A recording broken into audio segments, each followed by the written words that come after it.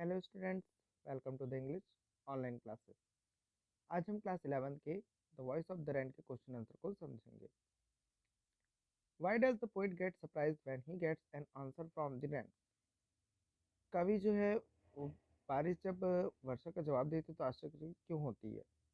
तो उत्तर होगा, जब कथित तौर पर बारिश को जब मिलता है तो कविता आश्चर्यचकित होती है क्योंकि यह निर्बाध है, बोल नहीं सकती। इस कविता में कवि और पाठक के विजिट के लिए बारिश एक उत्तर देता है जो पाठकों के लिए कवि द्वारा अनुवादित किया गया है। What answer does the rain give back to the poet? बारिश का क्या जवाब होगा? कविता के जवाब में बारिश ने जवाब दिया कि वह पृथ्वी की कविता है और उसे जाने आने में एक सतत प्रक्रिया शामिल है। How does the rain justify its claim, I am the poem of earth?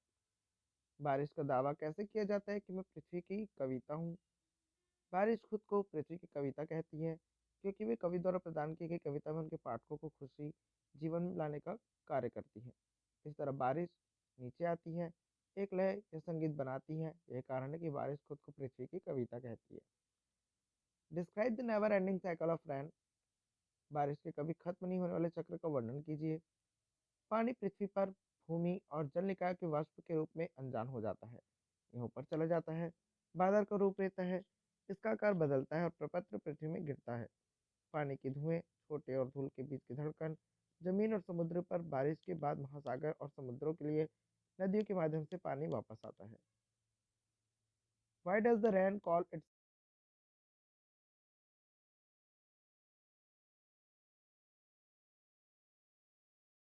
होकर या देखकर महसूस नहीं किया जा सकता? जब पानी वाष्प के रूप लेता है तो मानव की आंखों के लिए दृश्यमान नहीं है और न ही हम इसके स्पर्श को महसूस कर सकते हैं। वाष्प आकाश घनत्व और रूपों के साथ उगता जो बारिश का कारण बनता है। हालांकि हम इसकी उपस्थिति के बारे में जानते हैं, प्रक्रिया हमारे लिए अदृश्य रहती है, इसलिए बारिश ने सही तरीके से खुद को घबराया है। What happens when it rains after a long hot spell? क्या लंबे समय तक गर्म बरतने के बाद बारिश होती है? एक लंबी गर्म बरतने के बाद सब कुछ पृथ्वी पर सूख जाता है। जब बारिश होती है, पृथ्वी पर जमा की गई सभी धूल को धुंधला हो जाता है, तो प्रकृति का एक नया ताजा रूप दिखता है। इसके अलावा बीज जो अब तक गुप्त झूठ बोलते थे, बारिश और नए पेड़ों की मदद से बढ़ते पौधों को बढ़ने शुरू हो जाते हैं। Latent seeds get a life by rain, explain. बारिश के बीज को बारिश में जीवन मिलता है, समझाइए। पृथ्वी पर झूठ बोलने वाले बीज को अंकुरित का आकार लेने की आवश्यकता होती है। जब बारिश होती है तो बीज अंकुरन और पर्यटन के रूप में बदलते हैं। इस तरह बीज जो सूखे बर्बाद हो जाएंगे, बारिश से जीवन का एक नया पट्टा प्राप्त कर लेते हैं। Why is the rain essential for earth? पृथ्वी के लिए वर्षा आवश्यक है। यदि वह बारिश नहीं होती तो पृथ्वी को तबाह कर रहे हैं। सूखे का पालन करेंगे तो धूल परतों को दूर नहीं किया जा सकता। पौधे और पेड़ों की प्यास बुझाने के लिए कुछ भी नहीं होगा और उनके बीज मर जाएंगे। How does the rain become the voice of earth? बारिश पृथ्वी की आवाज बन जाती है। कविता में बारिश के बाद कवि का वर्णन है कि बारिश पृथ्वी पर क्यों आती है। वह भी बारिश के लिए एक सवाल पूछता है। वह बारिश की तारीफ की कविता के रूप में बारिश के रूप में कहती है क्योंकि बारिश ने झुकाव और पैचारित पृथ्वी को लूट लिया और पृथ्वी पर उतार चढ़ाव में फंसा दिया। दरअसल ये पृथ्वी की आवाज़ है क्योंकि धीरे धीरे गिरने वाली बारिश एक बहुत ही नर्म संगीत का उत्पादन करती है और पृथ्वी उस पर गिरने वाली बारिश के माध्यम से उसके विवेक।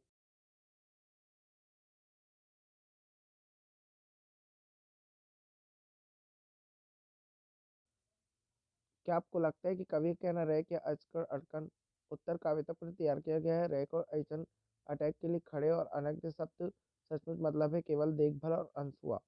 कवि कहते हैं कि ये शब्द इस तथ्य पर जोर देते हैं कि जब ये पृथ्वी पर गिरता है तो हम कभी कभी इसे नोटिस लेते हैं या कभी कभी इसे पूरी तरह से अनदेखा करते हैं। लेकिन भले ही बिना तो अस्वीकार कर दिया गया है, यह अपने भाग्य को पूरा करता है और अवशोषित करने के लिए देता है जहाँ इसे शुरू किया गया था। Justify the title the voice of the rain. शीर्षक वर्षा की आवाज को औचित्यपूर्ण साझा दे।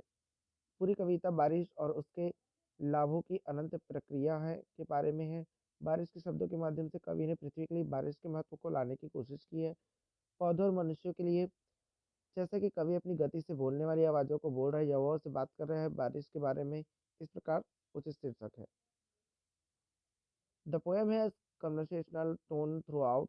Who are the two participants? Is there any advantage of this method? कविता में एक संवादात्मक टोन है। जो दो प्रतिभागी हैं कौन है? क्या इस पद्धति का कोई फायदा है?